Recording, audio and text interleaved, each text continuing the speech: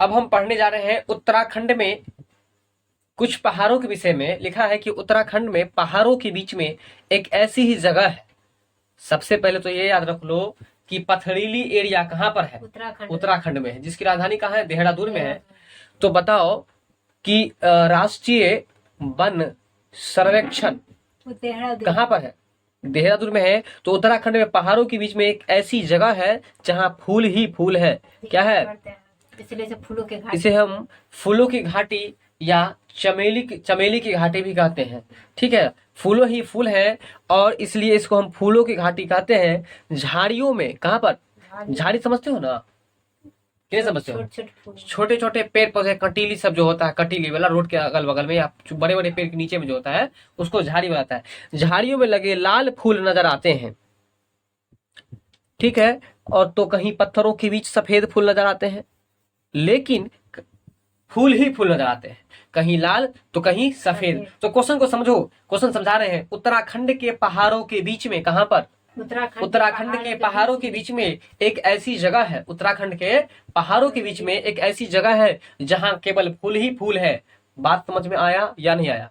उत्तराखंड के मतलब कोई ऐसे जगह है जहां पर केवल फूल ही फूल है और इस कारण से ही उस क्षेत्र को फूलों की घाटी नाम दे दिया, यानी कि वैली ऑफ फ्लावर। वैली मतलब होता है घाटी, वैली मतलब घाटी। तो वैली ऑफ फ्लावर यानी कि फूलों की घाटी किसको कहा गया है? तो उत्तराखंड को कहा गया है। या चमोली की घाटी किसको कहा गया है? तो भी उत्तराखंड को ही कहा गया है। ये कह रहा है कि झाड़ियों में लगे लाल फूल नजर आते हैं। यहाँ पर झाड़ियों में लगे लाल फूल नजर आते हैं तो कहीं पत्थरों के बीच में सफेद फूल झांकते हुए मिलते हैं। बात समझ में आ गया? तो ये था उत्तराखंड के पहाड़ों के कुछ विशेषताएं थे, है ना। तो अब आगे हम लोग पढ़ने जा रहे हैं जो कि बहुत ही महत्वपूर्ण है। ये बिहार के मधुबनी जिला है और वहां पर एक पेंटिंग है जो कि बड़ी ख्याति प्राप्त करती जा रही है अभी के क्षेत्रों में। मधुबनी पेंटिंग के बारे में हम लोग पढ़ेंगे। ये डिजाइन त्योहारों और खुशी के मौके पर वहां घर की दीवारों पर, ये कह रहा है कि यह एक डिजाइन है। डिजाइन का हिंदी होता है क्या चीज? बताए थे, परिधान। हिंदी, ये डिजाइन त्योहारों और खुशी के मौके पर, किसी फेस्टिवल में या जब कोई खुशी होती है उस मौके पर वहां घर की दीवारों पर और आंगन में बनाए जाते हैं। तो देखो प्रश्न यहाँ उठता है कि मधुबनी पेंटिंग जो है सबसे पहले किस राज्य की है? तो बिहार राज्य की है। और दूसरा क्वेश्चन यहाँ से ये उठ सकता है कि यह कब कब, मतलब किस किस मौके पर? तो त्योहार में या किसी भी खुशी माहौल में ये बनाया जाता था। लेकिन ये कहाँ कहाँ पर बनाया जाता था? तो ये बनाया था घर के दीवारों पर। पहला पॉइंट याद रखेंगे हम लोग, ये घर की दीवारों पर और दूसरा आंगन में बनाए जाते हैं। इसे बनाने के लिए पिसे हुए चावल का प्रयोग किया जाता है। और इसे बनाने के लिए किसका प्रयोग किया जाता है? पिसे हुए चावल का प्रयोग किया जाता है। और घोल में रंग बना करके इसके बाद हम लोग पेंटिंग का काम करते हैं। चलो नेक्स्ट है मधुबनी पेंटिंग के बारे में ही, कि ये रंग खास तरह के होते हैं और इन्हें बनाने के लिए नील का, अब पहले जो कपड़ा में देने के लिए हम लोग नील खरीदते थे पाउडर वाला, उसका प्रयोग किया जाता है। हल्दी जो हम लोग सब्जी में खाते हैं उसका प्रयोग किया जाता है। फूल और पेड़ों के रंग का प्रयोग किया जाता है। मतलब समझ में आया? फूल और पेड़ों के रंग का मतलब फूल और पेड़ के पत्ती के रस से वो रंग बनाते हैं। ठीक है, उसका इस्तेमाल करते हैं मधुबनी चित्रकला में, मधुबनी पेंटिंग में। पेंटिंग मतलब चित्रकला।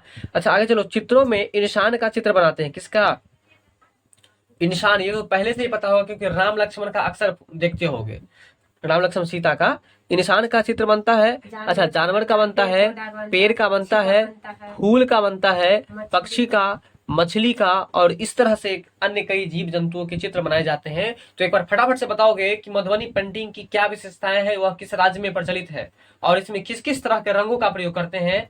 फटाफट बताओ दो। मधुबनी पेंटिंग बिहार राज्य में है, जो कि इसमें मधुबनी पेंटिंग में मतलब चित्रकला बनाया जाता है। पक्षियों का, जानवरों का, मछलियों का, मनुष्यों का बनाया जाता है। और यह बनाने में जो कि रंगों का प्रयोग किया जाता है, प्राकृतिक रंगों का प्रयोग जाता है। जैसे कि हल्दी का, नील का, फूल के पत्तियां है वो फूलों के रस का प्रयोग किया जाता है। तो बहुत अच्छा, आपने सही कहा, आपने बिल्कुल सही कहा, आपने बिल्कुल सही कहा कि मधुबनी पेंटिंग जो है वो बिहार राज्य के अंतर्गत आते हैं। ये बिहार के एक मधुबनी जिला है ठीक है। और उस जिला में जो ये पेंटिंग की जाती है, मिथिला पेंटिंग जिसको कहा जाता है, मधुबनी पेंटिंग भी कहा जाता है या मिथिला पेंटिंग, तो ये मिथिला पेंटिंग जो है इसमें खास तौर पर अगर देखा गया तो प्राकृतिक रंगों का प्रयोग किया जाता है और इसके लिए ही ये ख्याति प्राप्त करती जा रही है। धीरे धीरे ये ख्याति प्राप्त करती जा रही है। इसमें प्राकृतिक रंगों का प्रयोग किया था, अर्थात पेड़ पौधे एवं फल फूल के रस से जो रस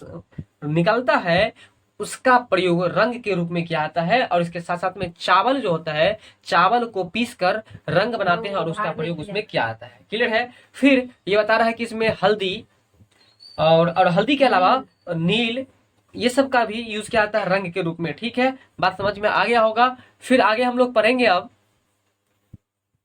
आगे हम लोग पढ़ रहे हैं कि बहुत से फूलों की सब्जी भी बनाई जाती है। ये बिल्कुल सही है, बहुत से फूलों की सब्जी बनाए जाते हैं। अब बात कर लो, वैसे अगर गांव भर की बात करें तो आम भाषा में लोग बोलते हैं कि कदीमा है, लेकिन कदीमा को सीताफल अगर कहा जाए तो थोड़ा कुछ वेस्ट लैंग्वेज में हम कह सकते हैं उसको, तो सीताफल कहा जाता है कदीमा को। और जानते हो कि कदीमा के फूल को भी सब्जी बनाया था, ये बात पता है या नहीं पता है?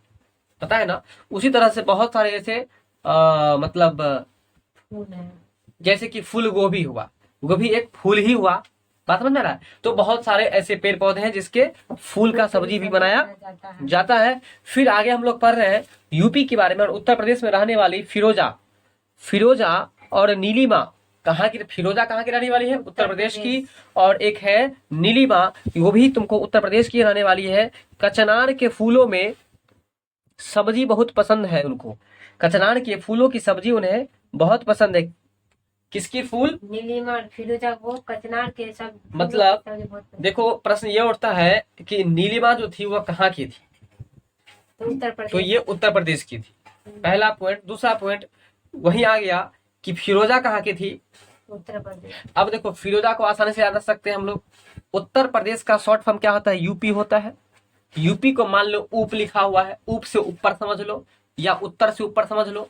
अब देखो रोज का रोज तुम किसी एक काम को ही ढंग से करोगे तो ऊपर चढ़ोगे ना। इसलिए याद कर लो कि फिरोजा में रोजा लगा हुआ है, मतलब रोज करोगे तो ऊपर चढ़ोगे, नहीं तो रोजा समझो। रोजा मतलब मोहम्मदन का, मतलब कि मुस्लिम वर्ग के लोगों का, मुस्लिम समुदाय का एक त्योहार होता है रोजा रमजान का। अगर जो रोजा करेगा वो ऊपर चढ़ेगा ना, इसलिए फिरोजा जो थी वो कहाँ की थी? उत्तर प्रदेश की थी। और नीलिमा जो थी वो कहाँ की थी? वो भी उत्तर प्रदेश की थी। बात समझ में आ रहा है।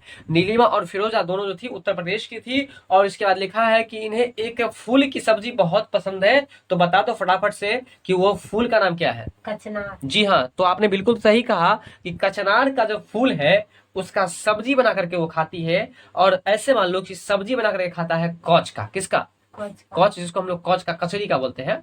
तो इसी पर बैठा लो कि नीलिमा और फिरोजा जो थी वो कहाँ की रहने वाली थी? उत्तर प्रदेश। जी, उसे सब्जी पसंद है क्या चीज का? कचनार के फूलों का। चलो अब हम बात करते हैं केरल राज्य के बारे में। तो पहले ये बता दो फटाफट कि केरल की राजधानी कहाँ है? तिरुवनंतपुरम में। केरल की भाषा क्या है? मलयालम। सही कहा आपने। तो अब बता दो कि कोझिकोड कहाँ है? कोझिकोड या कोझिकोड कहे तो वो केरल में है। चलो अब आगे चलते हैं हम लोग कि केरल की यामिनी अपनी अम्मा से केले के फूलों की सब्जी बनाने की फरमाइश करती है।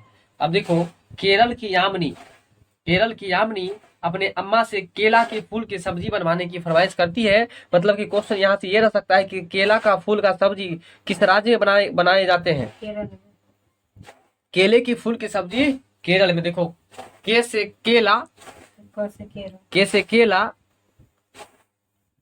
और के से हो जाएगा केरल। मैं समझ में आ गया। तो केरल में केले के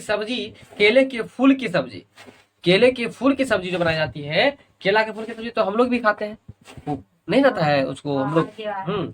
तो केला के फूल की सब्जी जो है तो केरल में खाई जाती है। बात समझ में आ गया। तो फटाफट बता दो कि कचनार की सब्जी कौन खाई थी और किस राज्य की थी वो रहने वाली? फटाफट। फिरोजा और नीलिमा जो कि उत्तर प्रदेश का। जी, यानी कि कचनार के फूलों की सब्जी कहाँ पर बना के खाई जाती है? उत्तर प्रदेश में। अब आगे चलेंगे हम लोग महाराष्ट्र में। तो बता दो पहले महाराष्ट्र की राजधानी कहाँ है? मुंबई। ठीक है। महाराष्ट्र की स्थापना कब हुई थी ये बता दो? 1960 में हुई थी। ठीक है। चलो अब गुजरात की स्थापना कब हुई थी? वो भी 1960 में हुई थी। महाराष्ट्र की ममता और ओमर को सहजन के फूलों की सब्जी बहुत पसंद है। अब क्वेश्चन यहाँ पर आएगा कि सहजन के फूलों की पकौड़े क्या है? सहजन के फूलों के पकौड़े। तो सहजन मतलब होता है मुनगा, जिसको हम लोग कहते हैं, क्या कहते हैं? मुनगा। मुनगा। मुनगा। अरे मुनगा होता है, मुनगा नहीं खाते हो? सॉरी। तो उसी को तो सहजन बनाता है। तो सहजन के फूलों की सब्जी कहाँ पर खाया जाता है? महाराष्ट्र में। अब देखो ये भी आसानी से याद हो जाएगा, तो बताते हैं। ठीक है, ये लॉक है क्या? देखो सहजन का मतलब हो गया, सह मतलब सहायता, जन मतलब आदमी, जो इंसान जनता को सहयोग करेगा वो तो बिल्कुल महान ही कहलाएगा ना। इसलिए सहजन के फूलों की पकौड़ी, महाराष्ट्र। सहजन के फूलों की पकौड़े कहाँ, किस राज्य में बनाए जाते हैं? महाराष्ट्र में। लेकिन यहाँ बात थोड़ा नाम दे दिया है कि ममता और ओमर। ओम से, ओ से, हाँ, ओम से। तो यहाँ पर हम लोग याद रख लेंगे, ओम, ओ से हो जाएगा तुमको ओमर, और म से हो जाएगा ममता। ठीक है, यानी कि ओम का मतलब ओ से ओमर और म से ममता नाम की जो लड़की है उसे सहजन के फूलों की पकौड़ी बहुत पसंद है। वो बेचारी रहने वाली कहाँ की है? महाराष्ट्र की है। चलो अब बात करते हैं हम लोग नेक्स्ट क्वेश्चन पर।